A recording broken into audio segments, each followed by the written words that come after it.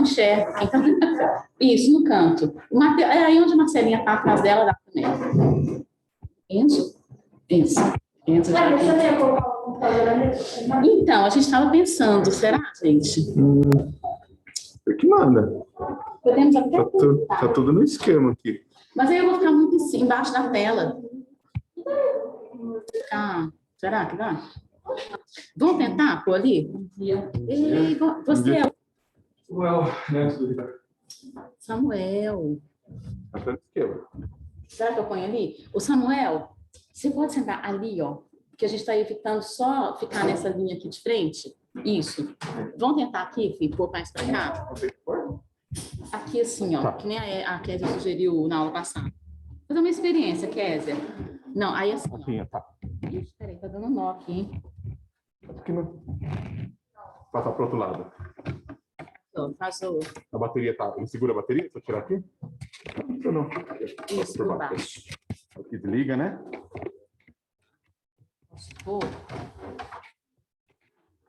Deixa eu ver o jeito. Kézia, ficou bem. A que hora eu vejo todo mundo. É que a gente estava tentando ver um jeito melhor. Ah, não tinha pensado assim. Você tinha falado? Eu achei que você queria subir na sala. Eu quero, sempre quero, né? Então, mas se postar ainda na parede, virar pra cá.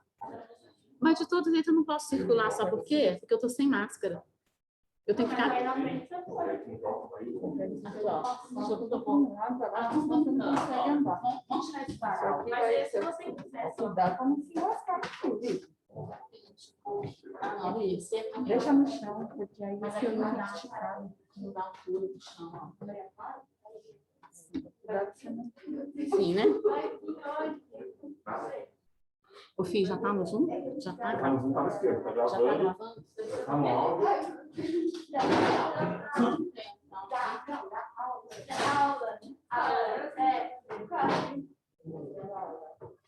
Bom, pessoal, já estamos no Zoom.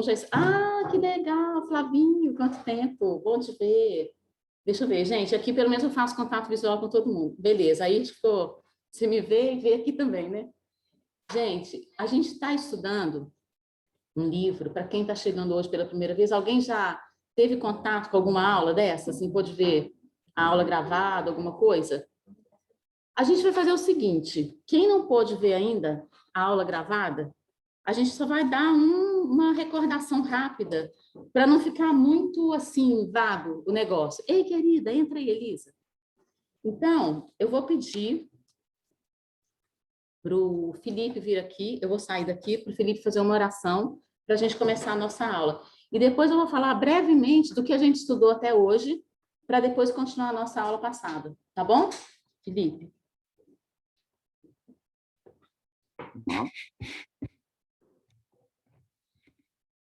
Senhor Deus, nosso Pai, Senhor, muito obrigado por esse dia, Senhor. Obrigado por estarmos na Tua casa, no Teu dia, Senhor, para adorar o Teu nome e também aprender mais a Tua palavra, Senhor.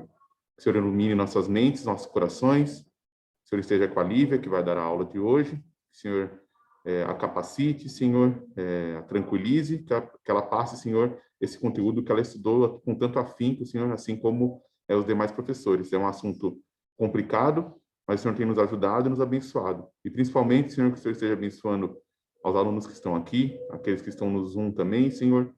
Que o Senhor abençoe, que eles possam reter o máximo de informações possíveis para saber mais estratégias, Senhor, saber como defender a sua fé, Senhor, diante dos ataques que o mundo já está fazendo neles, Senhor. O Senhor abençoe os demais professores que estão dando aula na escola dominical hoje também. Nos prepare também para o culto à noite. Só isso que pedimos, em nome de Jesus. Amém.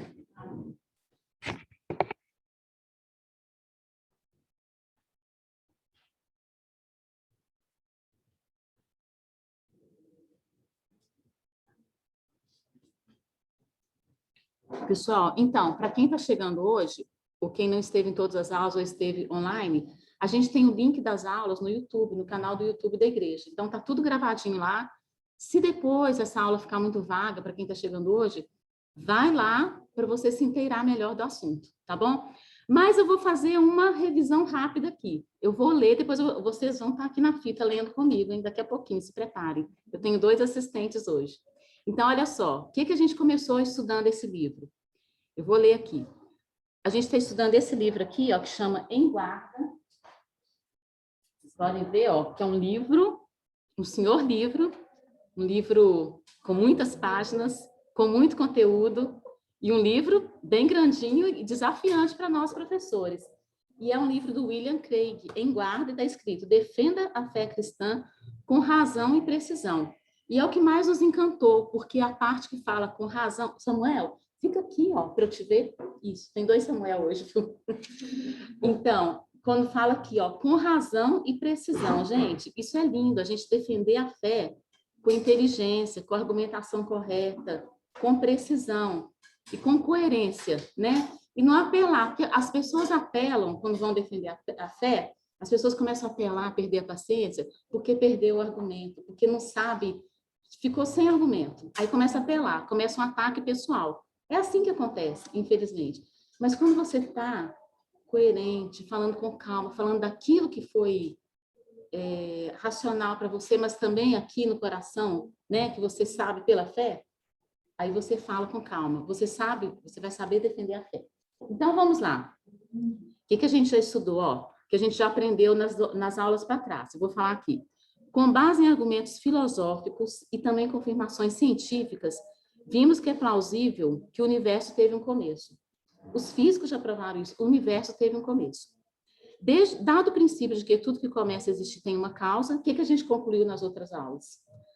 Que o universo tem uma causa para a sua existência. E com base nos argumentos estudados, essa causa deve ser, aulinha da Keila, não causada, eterna, imutável, atemporal e imaterial.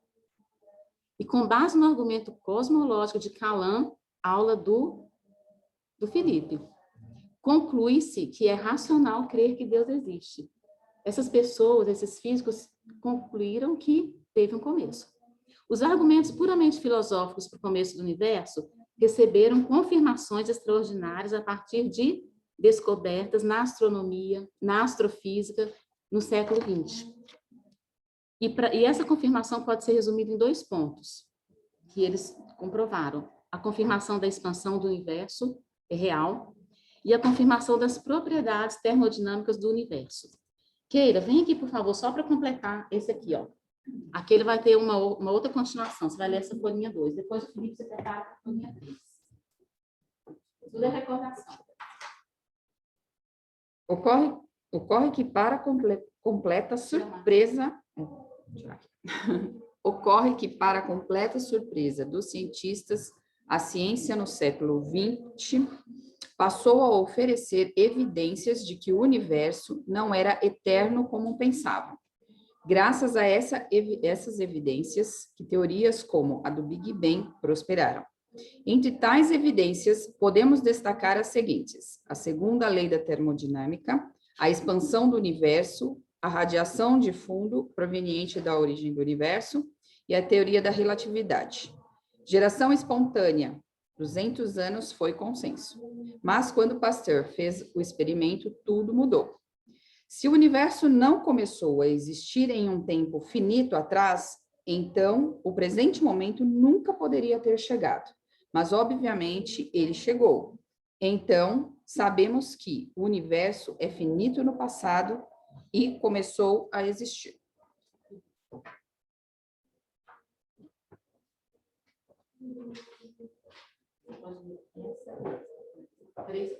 Três e 4, vamos lá. Só aumentar um pouquinho. Vamos lá. Fora essas, ainda muitas outras evidências e descobertas no sentido de dizer que o universo teve uma origem. E mais que isso, de dizer que somente na criação do próprio universo é que foram criados a matéria, o espaço e o tempo. Até as próprias leis da física foram criadas com a criação do universo.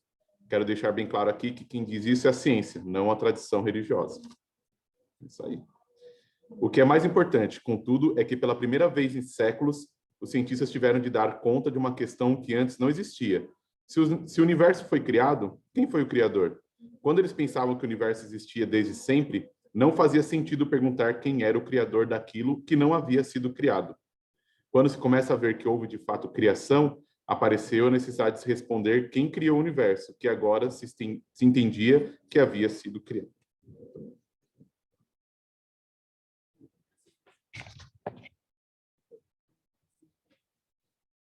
Então, pessoal, isso aqui foi só uma recordação de tudo que a gente já estudou até hoje, né? Falamos disso tudo aí, do infinito não ser possível, que tem que ter um tempo finito e coisa e tal.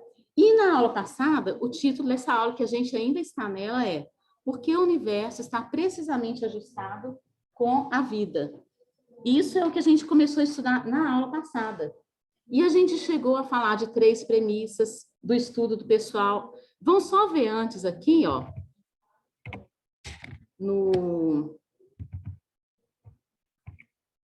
Não, nesse aqui não. Essa definição de precisamente ajustado. O título da nossa aula é justamente esse, o universo precisamente... Ei, Ricardo, peraí, deixa eu pegar uma cadeira aqui pro Ricardo. Não, aqui tem... Ah, pega ali, ó, pega essa aqui, filho, e põe ali. Ah, tem aí, tá mais fácil ainda. Então, a gente chegou, olha só, a gente chegou exatamente aqui, ó, no capítulo 5. A gente está aqui. Capítulo 5 diz, porque o universo está precisamente ajustado com a vida. Então, vamos falar só para recordar o que é isso, precisamente ajustado com a vida. A existência de vida inteligente depende de todas essas constantes que a gente viu na aula passada, constantes que a gravidade é uma, a força da gravidade, a gente tem várias constantes, tem as fundamentais, a força da gravidade, a força atômica fraca, a força atômica forte e o eletromagnetismo. Então, essas quantidades são delimitadas numa medida incrível, extraordinária de valores. Se sair dali, já não tem possibilidade de vida. Esse notável ajuste preciso tem a ver com as condições iniciais do universo. E que mais? O ajuste preciso, ele é aquele âmbito de valores, aquela região de valores que permite a existência da vida. Para as constantes e quantidades é extremamente restrito, tá? Aí isso aqui ainda é da aula passada, só para a gente chegar na aula de hoje. Aí a gente vai lá. Qual a melhor explicação, então, para o ajuste preciso do universo? Até os físicos concluíram. Há um ajuste preciso. Precisa estar nessa região dessas constantes, desses valores, para que a vida exista. Gente, só uma coisa. Parece, às vezes, que a gente está dando aula de física no ensino fundamental e médio, mas não é. Isso é a base científica da nossa argumentação. Então, às vezes, você pode estar falando assim, ai, que aula difícil. Ai, que aula meio chatinha, mas já vai pensando, isso é conhecimento para vocês, é riqueza de conteúdo para um dia mais para frente. Eu não sei se alguém já estudou aqui a teoria da corda que a gente falou na aula passada, da supercorda, a teoria M, se falou de aquelas outras coisas todas que a gente falou na aula passada, esses conceitos que a gente já falou antes de termodinâmica, né? A segunda lei que a gente falou que é o quarto do adolescente, a desordem, entropia, é muito conceito de física, mas isso é necessário e importante para o nosso entendimento de como defender a nossa fé. Olha que legal. A gente está na parte científica. Isso é muito legal. Isso dá brilho nos meus olhos, porque você vê que os físicos, ateus, pessoas que nem conhecem Deus, chegaram a essa conclusão de que há um início. Mas vamos aqui. A gente falou assim, qual que é a melhor explicação, então, para o ajuste preciso? Que os próprios físicos perceberam que é necessário. Está no fato dele ter sido desenhado ou projetado por um designer inteligente, de modo que haja possibilidade de existir vida, né? Mas aí vieram outras explicativas. O design não era a única alternativa. Tem também a necessidade física e o acaso. E o design inteligente é um fato científico explicado por uma dessas alternativas. E aí? Vamos lembrar, as 3 alternativas. O que era necessidade física? Ainda é recordação. Necessidade física. Quantidade arbitrária e constante, tem que ter o valor porque tem. É necessidade física, tem que ter porque tem. Acaso. Gente, tudo isso, as quantidades arbitrárias e as constantes específicas naquela região de valores, tem isso, esses valores por acaso. Nossa. Aí a gente falou assim, que sortudos somos de estarmos aqui hoje, se foi tudo por acaso, né? Como que deu tudo certo, muito capotamento de caminhão, né, Felipe? E o design, a terceira. As constantes e quantidades foram feitos. Olha o verbo, gente, devem ter, em cima, devem ter, e agora foram feitos, já mudou, para ter os valores que tem. Foram planejados, é intencional. Mais um. E a gente parou, assim, começou a falar de uma dessas já. Para afirmar que o design inteligente é a melhor explicação, a gente tem que eliminar uma dessas duas alternativas, a necessidade física e o acaso, e ficarmos com o design inteligente.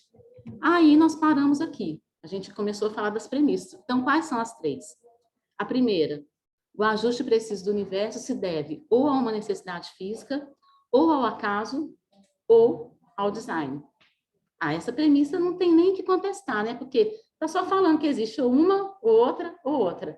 Então, não tem contra. É uma dessas três. A segunda, o ajuste físico não se deve a uma necessidade física ou ao acaso. E é nessa que a gente estava. A gente falou sobre a necessidade física e a gente vai começar a falar hoje sobre o acaso. E quando a gente fala de multiverso, de multimundos, a gente está nessa hipótese do acaso, tá? E a terceira premissa, a gente vai chegar nela, se Deus quiser, no final dessa aula, logo, ele o quê? O ajuste preciso se deve ao design, a esse planejamento inteligente, essa intenção, né?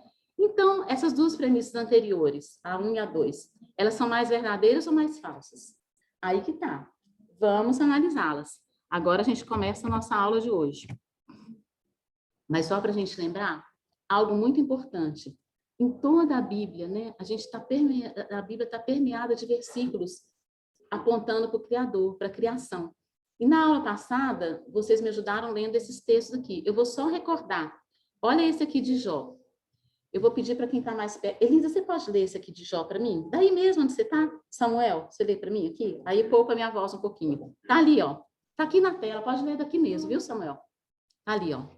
O primeiro. Quem de todos eles ignora que a mão do Senhor fez isso? Joia. A mão do Senhor fez isso. Nosso Deus como Criador. Kézia, lê o segundo para mim, por favor.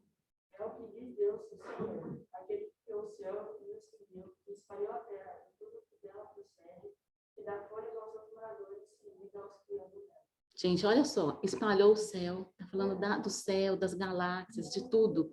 E tudo que dela procede, dá fôlego aos seus moradores e vida aos que andam nela. Versículos falando da criação. Eu peguei o Velho Testamento, né? Keila, dá para você ler daí esse? Só tu, não, primeiro, de cima.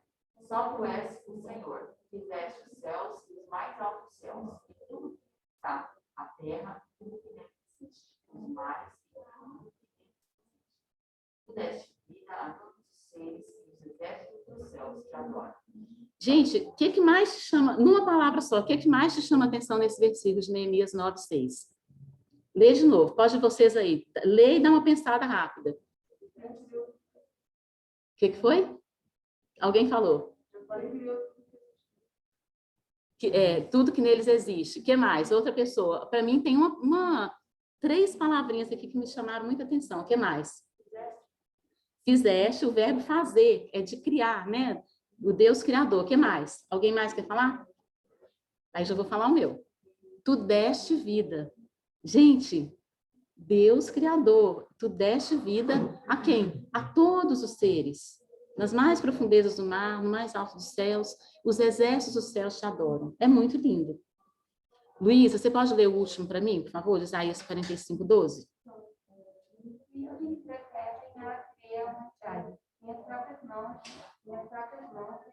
estenderam os céus, seus escudos do exército de estrelas. Olha, obrigada. Olha que forma poética de falar da criação, né? Deus lá criando. Eu dispus o seu exército de estrelas. Então, a gente parou nesse ponto, na última aula, lendo os versículos e falando sobre eles.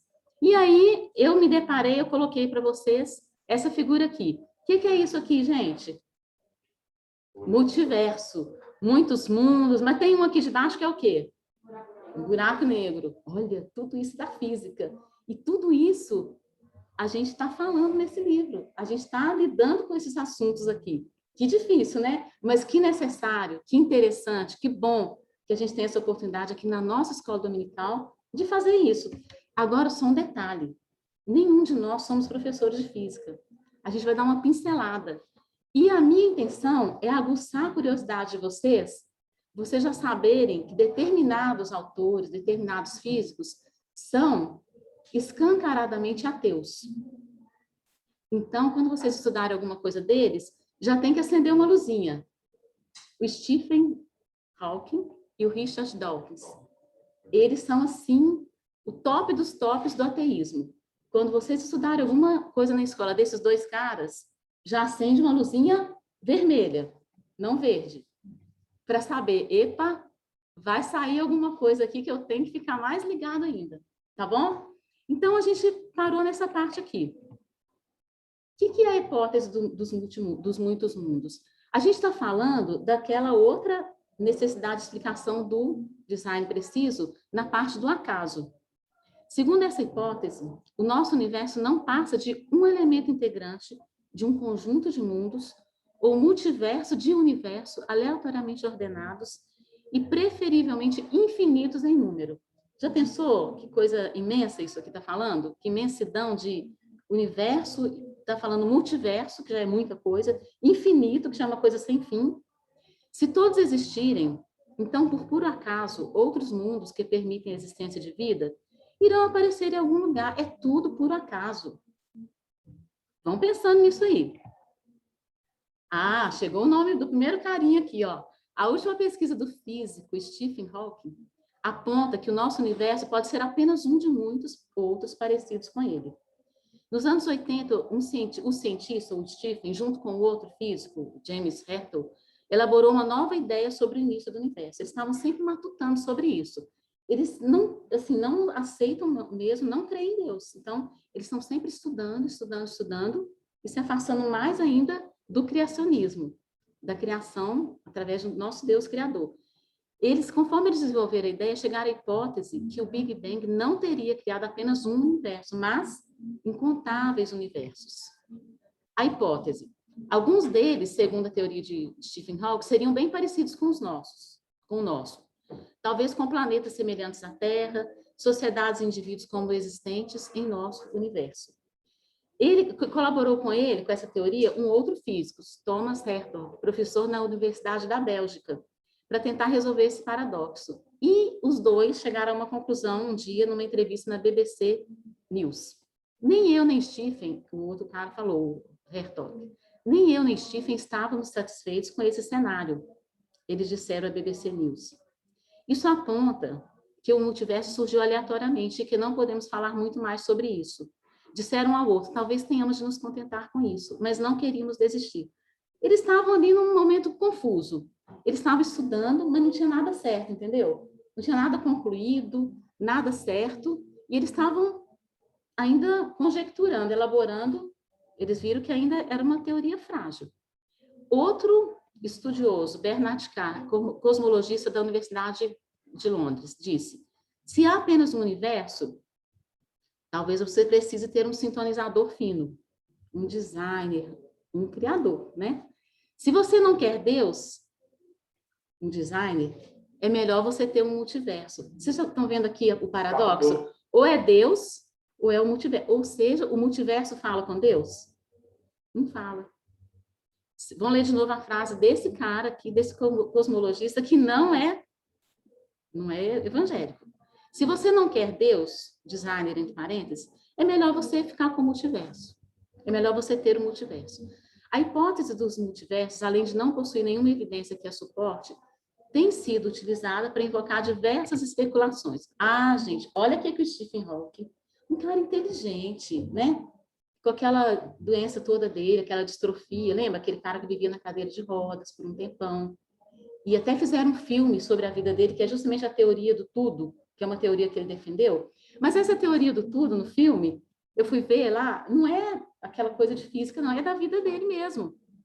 Deu esse nome, né? E conta lá que ele foi casado, depois ele separou, depois ele casou com a enfermeira, e deu esse nome por causa da teoria que ele desenvolveu.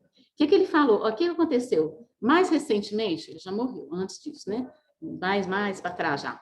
O físico britânico Stephen Hawking usou a hipótese dos multiversos para dar esperança aos fãs de uma banda inglesa, One Direction. Não sei se vocês conhecem essa banda. Segundo ele, em algum universo paralelo, É possível que ela ainda esteja em sua formação original. Ela quem? A banda. Gente, aí você fica pensando, gente, um cara tão inteligente, ele acreditou nisso? Parece. Olha o que eu coloquei a primeira frase aqui. Parece brincadeira. Mas diante de uma pergunta assim, ó, repentina, de alguém para ele sobre o efeito cosmológico causado pela saída desse cantor aqui, Zayn Malik, da banda, Hawking aproveitou a oportunidade e fez um apelo emocional aos que ficaram com o coração partido, que prestasse atenção aos estudos da física teórica, pois, olha a esperança que ele deu. Um dia haverá provas concretas da existência de vários universos, afirmou ele. E na cabeça dele, em um desses universos, a banda poderia estar começando. Gente, eu confesso para vocês que essa semana eu comecei a ver Homens de Preto, eu comecei a ver um monte de coisa que eu não via antes, que não é exatamente a minha praia. Um monte de coisa, Flash. Eu falei assim, gente, existe tudo isso, porque não era a minha praia. Eu não sou muito desse ramo, desses filmes, não, entendeu? Tem gente aqui que eu sei que gosta muito de desenho, daqueles animes, daqueles negócios. Tem vários desenhistas aqui na sala, eu sei disso. Tem gente que gosta de outras áreas. Eu fiz biologia na UFMG, mas eu me concentrei muito na parasitologia. Então, é um ramo específico. E também eu não trabalhei com isso. Eu fiquei 32 anos no banco, aposentei no banco, porque eu também gostei muito de trabalhar lá onde eu trabalhei. Mas, assim, essa parte exata aqui da física, aí o Moisés, meu esposo, ele gosta de ver muitos filmes, e ele foi me falando dos Homens de Preto, ele foi falando, me ajudando e tal. Olha, que legal, eu nem sabia que falava de multiverso nesses filmes, gente. Então, assim, para a ficção científica, é muito interessante, é algo, assim, inteligente, que mexe com o seu intelecto quando você fala disso no filme. Mas daí você acreditar é um salto de fé. E por que a sua fé não está em crer no nosso Deus Criador? Porque para você crer no multiverso é um salto de fé também, vocês concordam? É muito mirabolante. É muita coisa não provada. Vamos continuar, estou dando spoiler da aula. Uma hipótese, né? Não é uma afirmação. É uma hipótese. Já é assumida com tanta força e que as pessoas acabam desenvolvendo essa ideia como afirmação. Começa a crer que é verdade. E ele já fala, olha, existe e um dia eu ainda vou provar. Quer dizer, isso é religião. É, exatamente. Ou seja, existe um salto, não um passo, gente, um passo não é diferente de um salto, pensa, você deu um passo, agora dar um salto é muito maior. Para mim, precisa de um salto de fé bem grande, daqueles bichos lá, Impala, que correm muito, um salto, para você crer nisso. O que eu acho que também nessas teorias está muito envolvido emocional. A pessoa gostaria muito que aquilo acontecesse. Pensa, legal pode acontecer. Eu podia mudar isso, podia fazer no universo aí eu vou, o outro eu solto raio no olho, mas a ideia vai... Gente, ó, vamos pensar. No universo eu sou uma pessoa diferente. No outro universo que, hipoteticamente no outro universo, o dinossauro existe ainda. No outro universo, por exemplo... Eu sou o presidente da República. Você é outra pessoa. No outro universo, por exemplo, essa banda está começando. A banda aqui que tinha a saída de um integrante que ia causar um... assim, por exemplo, Roupa Nova. O integrante do Roupa Nova morreu, né, gente? O principal. No outro universo, ele está vivo ainda. Mexe com o emocional, é isso mesmo que ela falou. Claro. Antropologia, são as minhas áreas, né? Foi a biologia. E na nossa área, nós temos o conceito de atemporalidade. Então, essa atemporalidade, ela está no pressuposto a ideia do multiverso também. Então, você parte de que diferentes formas de existência são possíveis ao mesmo tempo. Viagem no tempo, né? E aí você consegue resgatar isso na linguagem, na semiótica, na linguística. É assim, doido e é pós-moderno. E aí você fala, não existe uma realidade substantiva. A realidade é o que vocês falam. Olha só. Fora da casinha, né? Mas assim, para vocês verem que isso vai longe. Envolve outras áreas do estudo, né? Sim. Então, gente, é uma crença, é quase como uma religião mesmo, que nem o Ricardo falou, né?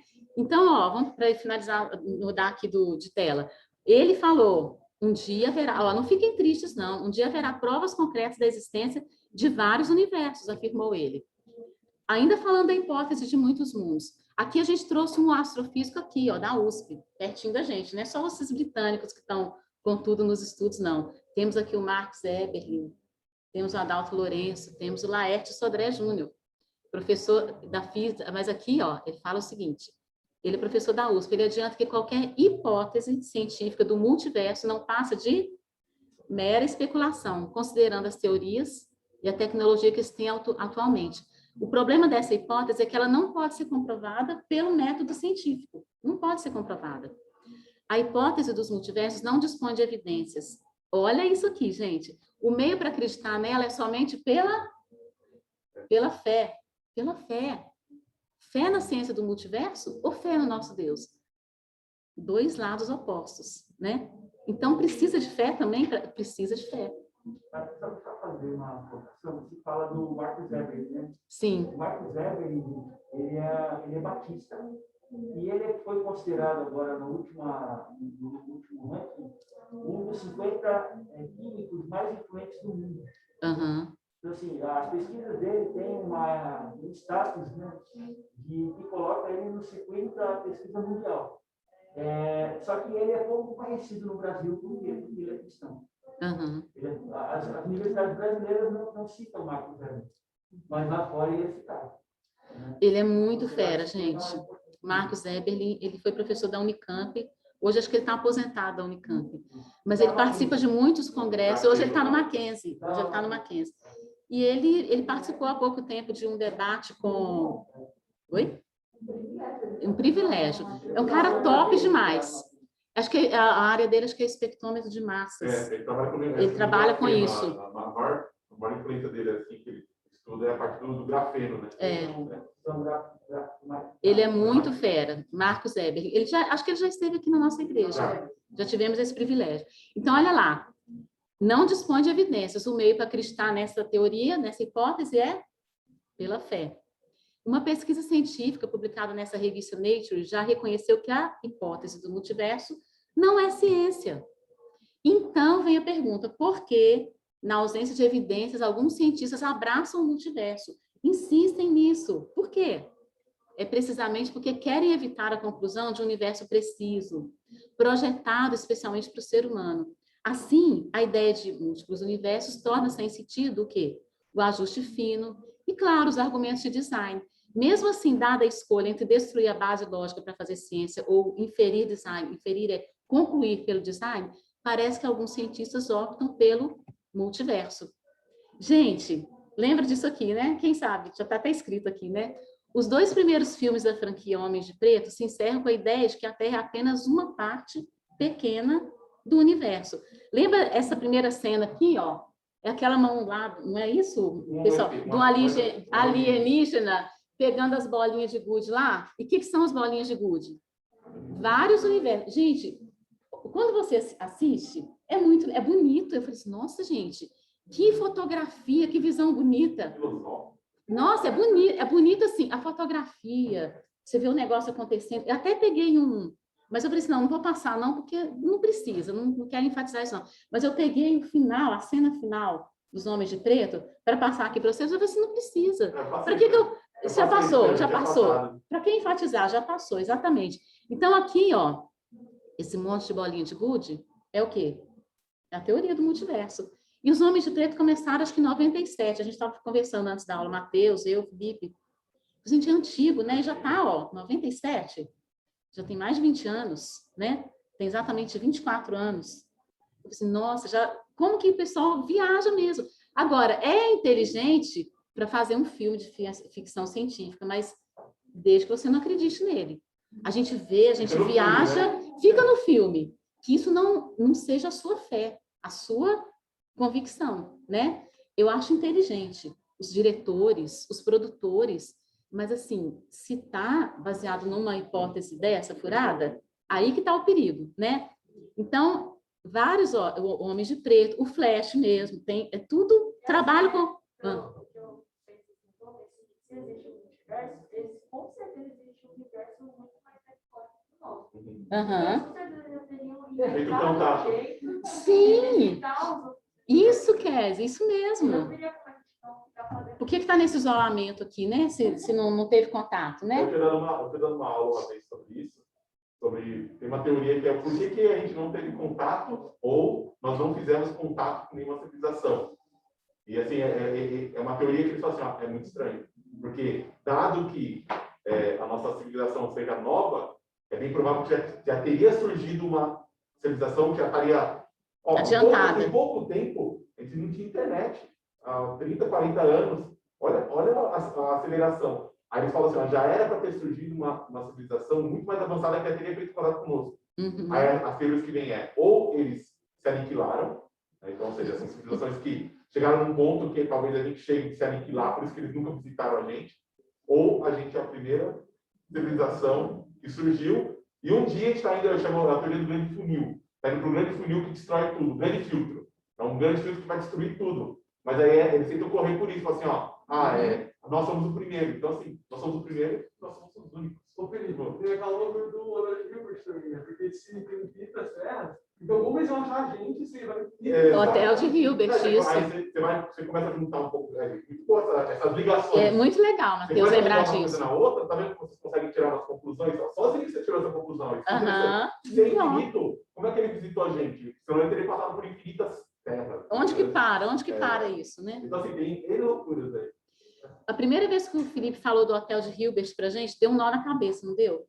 E a gente disse, nossa, gente, o que é isso? Vai realocando os hóspedes, que coisa esquisita é essa? O mundo real é muito estranho. Né? Aí, quando a gente uma da fala dessa recordação que eu fiz antes da aula, para quem estava chegando hoje, e para a gente também, a gente precisa sempre estar lembrando, peraí, vamos concatenar as ideias, vamos colocar as ideias em ordem de novo, né? É num tempo finito que houve o começo. Infinito provou-se que é impossível, é loucura total. Vamos para frente. Gente, eu trouxe 3 atividades do World Wall, espero que dê tempo da gente fazer. E quem não tem celular aí, ó, a gente já impressa para todo mundo poder participar. Então, vamos lá. Esses 2 primeiros filmes, né, encerram com a ideia de que a Terra é apenas uma partezinha pequena. Vamos lá. Falhas na teoria. No caso do multiverso, essa teoria falha essencialmente por desconsiderar que a existência não é cientificamente comprovada, consistindo apenas em se trocar uma crença por outra. A crença do projetista inteligente pela crença do multiverso. Perceberam? É trocar um pelo outro. Se você está resistindo e não crer em Deus, num Deus pessoal, criador, você vai crer em outra coisa. Então, é um passo de fé. Aqui eu falo embaixo. Ó.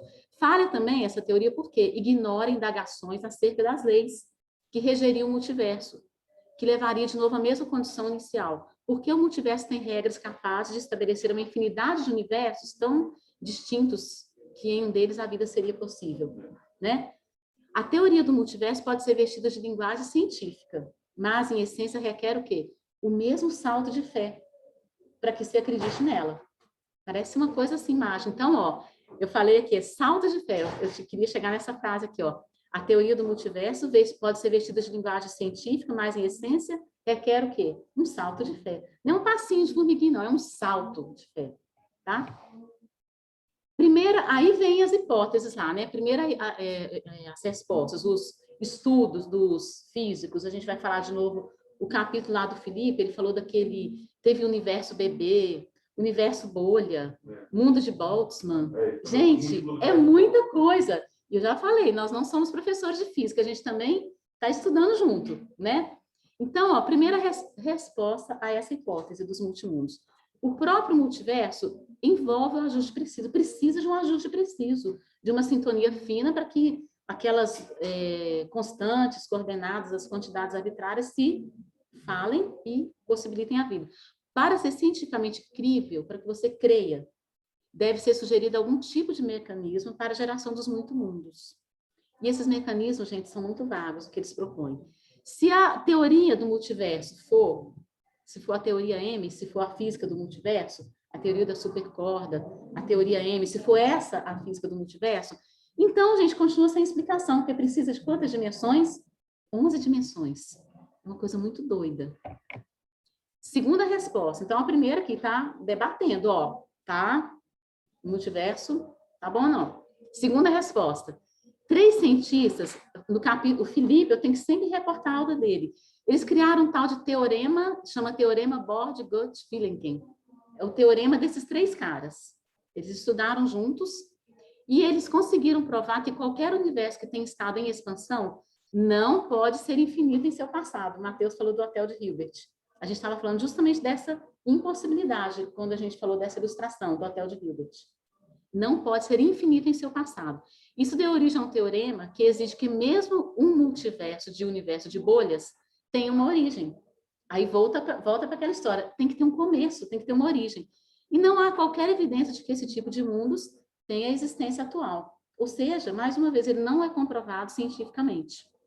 Terceira resposta. Essa é muito doida, gente. O mundo de Boltzmann, lembra, Felipe, da sua aula? Hipótese dos muitos mundos de Boltzmann. O universo está no estado de equilíbrio geral, mas, por mero acaso, surgirão mais cavidades ordenadas de desequilíbrio aqui e acolá, e essas regiões de desequilíbrio são mundos. O nosso mundinho é um desses mundos. Gente, essa é a mais esdrúxula. Os físicos atuais rejeitaram por unanimidade essa hipótese do mundo de Boltzmann. E tem... Isso aí é muita viagem, muita viagem. E até tem uma figura, que é o cérebro de Boltzmann, é um cérebro todo compartimentado, tem uma figura, né? Um desenho sobre isso aqui. Esse aqui, ó, é o nosso amigo William Craig falando com a gente, ó. O autor do livro falou o seguinte, aí tem aí as figuras dos multimundos. Infelizmente, para o ateísmo, para a tristeza do ateísmo, é altamente improvável que haja um agregado de mundos. Então, o William Craig também, gente, ele é uma sumidade. Ele fez o doutorado na Alemanha, em Munique. Ele é um estudioso de primeira categoria, um cristão, que é um melhor ainda, né? Um cristão, filósofo. Ele defendeu, tem um capítulo específico mais para frente, que é até o capítulo meu, 9, que é a tese dele, da defesa da fé, sobre a ressurreição de Cristo. Então, a gente não vai ficar só na física, não, claro que não. Esse livro é muito rico, a gente vai falar muito mais coisa na defesa da fé, né? E esse aí é o William Craig. Infelizmente, para o ateísmo, é altamente improvável que haja um agregado de mundos. Ah, e quanto ao design? Então, a gente agora a gente falou dessa segunda, da necessidade física, né? Da segunda premissa. E agora, e quanto ao design? Quanto ao design, a gente vai ver agora. É melhor que as explicações anteriores ou também é implausível? E aí, a gente está na segunda premissa ainda. Qual dessas, né? Quem não concorda diz, arruma um novo problema. Nessa hipótese, o próprio design permanece sem explicação. Aí, gente, vai entrar um outro carinha aqui, que é o Richard Dawkins. E eu vou pedir aqui, Richard Dawkins vai comparecer aqui na nossa aula um pouquinho, vou pedir para o Ricardo ler. Por isso que eu estou pedindo, é de Richard Dawkins. Lê essa frasezinha aqui, ó. Lê ali, tá? Como se fosse o Richard Dawkins. Lê lá. Esse que está grifado aí. Posso ler aqui? Pode ler aí. Para aparecer? Olha o que o Richard fala, Careca, gente. já não é mais. Da biologia. Ó, biologia é o estudo de coisas complexas que dão a aparência de terem sido projetadas para uma finalidade. Obrigada, Ricardo. Compareceu aqui o... Opa, deixa eu falar aqui. O outro Richard compareceu aqui falando isso, gente. Ele, um ateu, um físico ateu, falando da biologia. Estudo de coisas complexas que dão a aparência de ter sido projetadas para uma finalidade. Epa, está acendendo uma luzinha lá para ele que tem uma intenção, um criador atrás disso, né? E agora eu vou pedir para... Não tem nenhum William aqui, nem Jonathan. Depois eu vou pedir. Tem uma parte aqui que a gente vai ler. Esse aqui é o outro livro que eu estudei para dar aula para vocês, tá? Porque eu tive que estudar. Porque a gente quer falar daquilo que a gente faz de melhor para Deus. Então, a gente precisa estudar. Então, esse aqui do Design Inteligente Sem Censura é muito interessante também. Depois a gente fala dele. Mas, antes de continuar, a aula vai até que hora, Ricardo? Porque eu quero ver se dá tempo de fazer uma atividade. 15 minutos? Ai, meu Deus. Vamos tentar fazer uma atividade?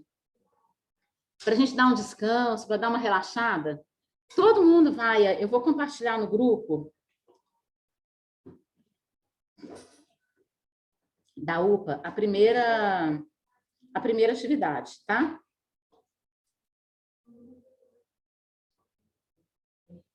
Então, vamos lá, todo mundo recebeu aí, né? Vamos tentar fazer? E olha, outra coisa, a Késia printou a tela dos primeiros lugares, não printou?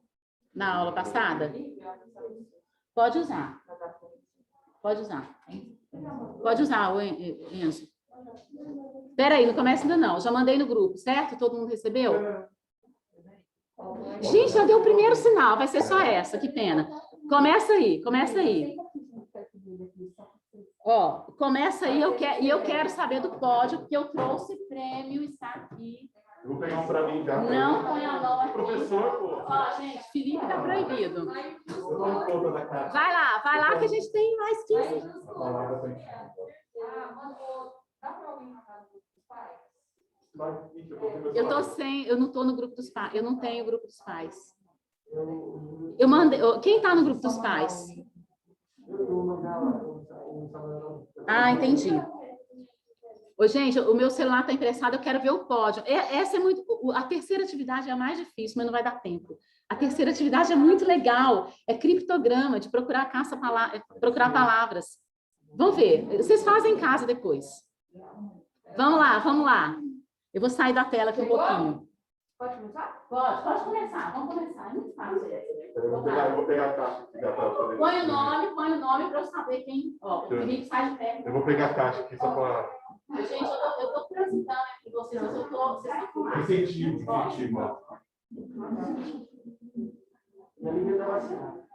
Eu tô. O jogo bicho. Chique, velho. Ó, eu quero saber quem gritou a última tela, a Kézia gritou, eu também gritei, mas eu vou lembrar. Conferir quem ganhou da última aula. Tá bom? Já fez? Então, onde tem Lívia, lê Enzo, certo? Eu não sou...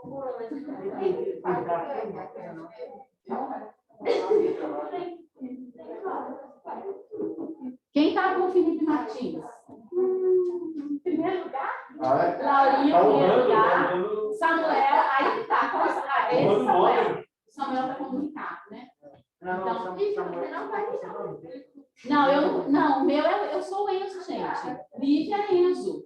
Felipe Martins é Laura. Então, olha aqui, ó, tabelou aqui. Laura, Samuel e Enzo. Me ajuda a guardar. Vamos continuar a aula. Tá aqui, ó.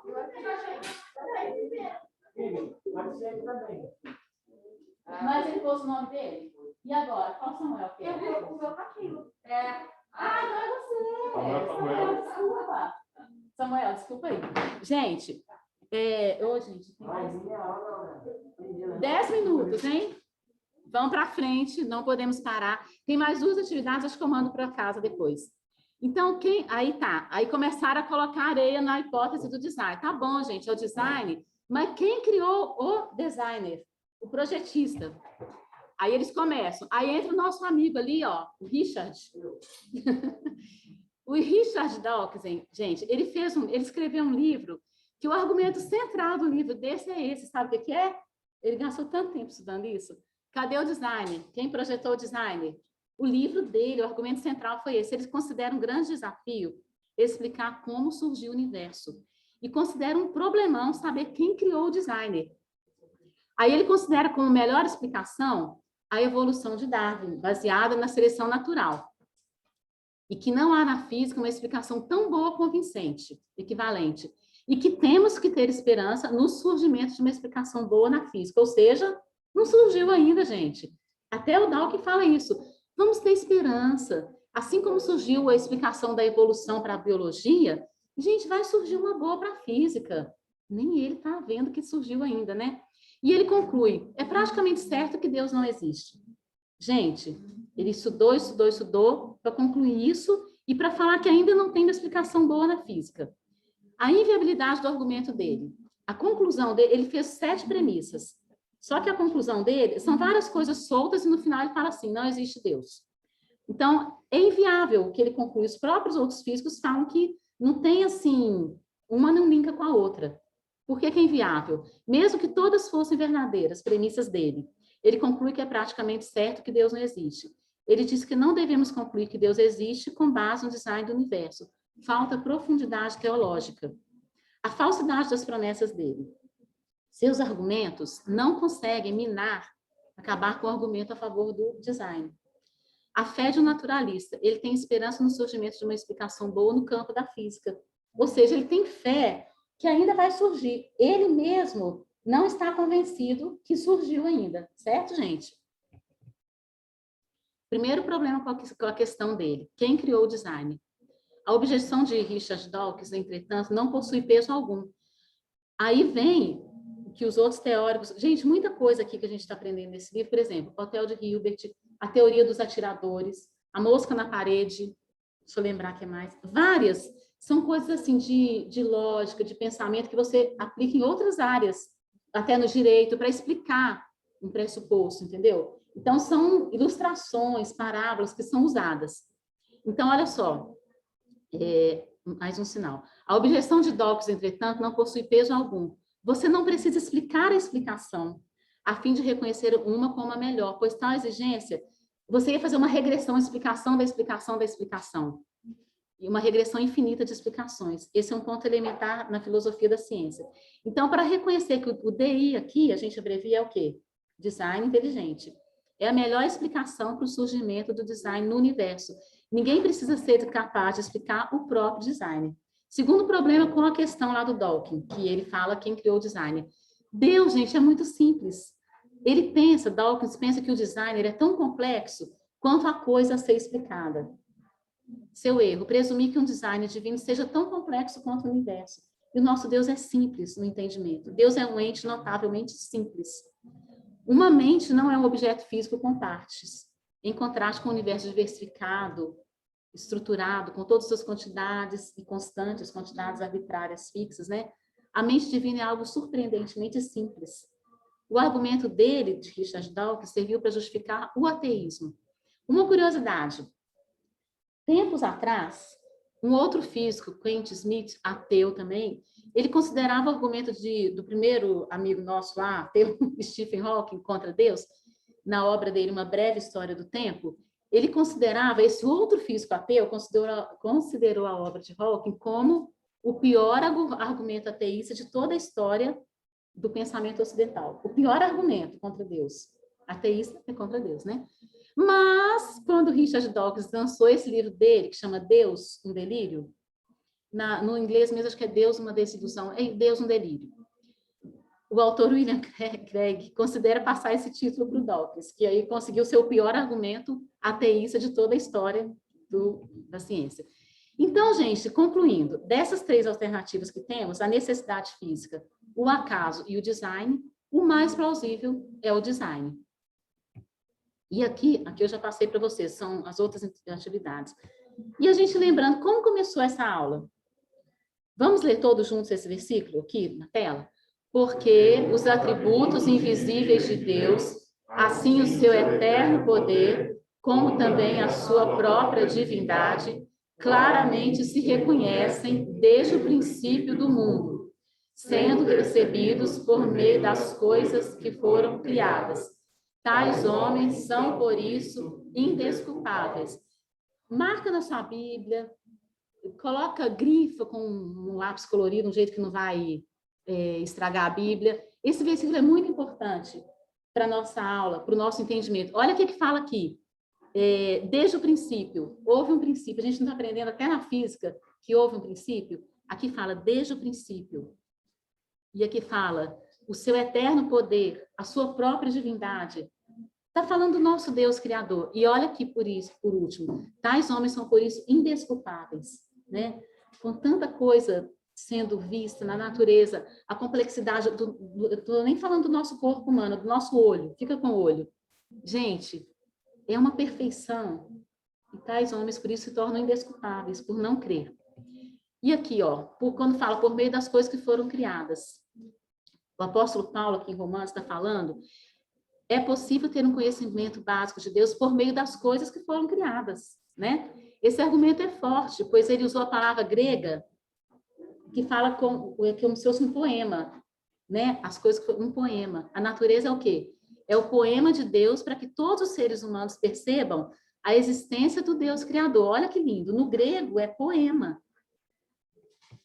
A ciência, aí a gente vai concluir aqui. A ciência, ela cumpre sua função ao descobrir as leis e os processos naturais que regem o universo e a vida. Lembra daquelas leis que a gente aprendeu? As constantes, as quantidades arbitrárias, as leis da física, as leis que regem a vida e o universo. A ciência mostra que o universo e a vida foram criados. Mostra. A ciência mostra que todas as coisas foram criadas. O cristianismo revela quem é o Criador. Tá vendo, gente? E aqui, só para a gente encerrar, vamos lembrar dos argumentos. Olha só. Primeiro argumento, primeira premissa. Tem os prós e os contras. Vão lembrar da primeira? Primeiro, o ajuste preciso do universo se deve ou à necessidade física, ou ao acaso, ou ao design. Algum contra? Alguém, a gente falou algum contra nessa aula sobre essa primeira premissa? Não, por quê? O ajuste preciso é um fato científico e essas são as únicas alternativas para se explicar o ajuste preciso. Está falando que é uma das três, primeira premissa. Segunda, o ajuste preciso não se deve à necessidade física nem ao acaso. Não há necessidade física, está na coluna dos prós. Os contras, essa aqui mais escura. Não há necessidade física. Aí vem outra. As constantes e quantidades independem das leis da natureza. Não precisam das leis da natureza, elas já são fixas, criadas. Aí vem lá uma coisa do contra. Ah, mas uma teoria do tudo, Toy, explica isso. Volta para cá. Uma teoria do tudo não explica todas as coisas. A teoria M fala em prever um universo que permita a existência de vida. Vamos para frente. Ainda nessa segunda premissa. Não há acaso. Aí vai lá o contra. Algum universo deve existir, não importa o quão improvável. Volta para a coluna do pró. Mas qualquer universo que exista, provavelmente é mais provável que não exista vida. Volta para o contra. Só podemos observar universos que permitam a existência de vida. Portanto, nenhuma explicação é necessária. Outra coluna. Essa verdade não elimina a necessidade de uma explicação. Vai para a hipótese dos muitos mundos. É o outro contra lá, querendo provar que o acaso explica o começo de tudo. Pró, a hipótese dos muitos mundos ainda pode exigir uma explicação. Existem bons motivos para rejeitarmos a hipótese dos muitos mundos. O universo é finito, o cérebro de Boltzmann, aquela lá, os multimundos de Boltzmann, que é uma coisa que até os físicos rejeitaram. E, por último, terceira premissa. Portanto, o ajuste preciso se deve ao design. Isso se segue da primeira e da segunda premissas. Aí vem o Richard Dawkins, contrapondo. Quem criou o design? Aí vamos para cá de novo. Para reconhecer uma explicação como sendo a melhor, não é preciso explicar a explicação. E a mente é mais simples que o universo. Nosso Deus é notavelmente simples. Isso aqui, gente, foi o final agora desse capítulo, que a gente estudou sobre o ajuste preciso. Então, a gente espera, assim, de coração, que tenha ficado para vocês essa necessidade de cada dia se esmerar mais no estudo, não principalmente da palavra, mas também da ciência secular, da física, da química, da biologia, da filosofia. Então, assim, quando vocês falam, ai, gente, que matéria chata, filosofia, sociologia. Não, não é chata, é necessária. Semana que vem eu vou mostrar filosofia. Spoiler na próxima aula. Semana que vem tem filosofia. Então, ó, pessoal, muito obrigada por aguentarem firmes essas aulas densas e difíceis, às vezes, até pra gente, viu? Tem gente aí que deve ter falado assim, ai, gente, que difícil. Deixa eu contar um segredo para vocês. Difícil para nós quatro aqui também, ó. Entendeu? O Chiraga, se estivesse aqui, falaria também, difícil também. Porque é algo que a gente precisa cada vez mais. A gente não pode ficar com uma coisa rasa e encarar esse mundão aí sem argumentos, sem inteligência, sem discutir com inteligência, sem apelar. O livro fala bastante sobre essa, não ter preguiça, a preguiça intelectual. E não ter preguiça intelectual, exatamente. Eu vivo falando para eles assim, não sejam alienados. É legal ver youtuber divertido, dar risada, jogar um videogame. Eu sempre falo isso, vocês sabem. Mas não deixem de estudar. Alienados, senão vocês vão primeiro ficar fracos intelectualmente e os caras vão passar a perna em vocês nesses assuntos. Então, gente, isso tudo aqui serve para a gente para acender essa luzinha. Preciso estudar mais. Preciso me interessar mais por essas coisas. Tá bom? Então, agora eu vou pedir para o Ricardo vir aqui fazer uma oração para a gente encerrar. Por favor, Ricardo. Eu vou ficar longe porque eu estou sem máscara. Então vamos orar, meus irmãos. Senhor Deus, nós te agradecemos porque o Senhor se apresenta como o Senhor do universo, Senhor da história, Senhor da vida, Senhor do mundo, Senhor de nossas vidas, aquele que nos criou, que define os termos da nossa existência, sabe quando nascemos, sabe quando morremos, sabe como vivemos, Senhor. Tem um plano para nós, nos escolhe, e nós só temos a te agradecer, Senhor, por essa oportunidade de conhecer a tua palavra, dela nos ser revelada, Senhor, para que nós possamos compreender o sentido deste mundo, o sentido das coisas, Senhor. E tudo começa e termina em ti, Senhor. É o que a gente pode perceber. E a ciência, Senhor, ela não está contra isso, pelo contrário, Senhor. Aquilo que o Senhor me dá como inteligência para nós conhecermos e avançarmos cientificamente só vem corroborar, Senhor, com a realidade da tua existência e do teu domínio, Senhor.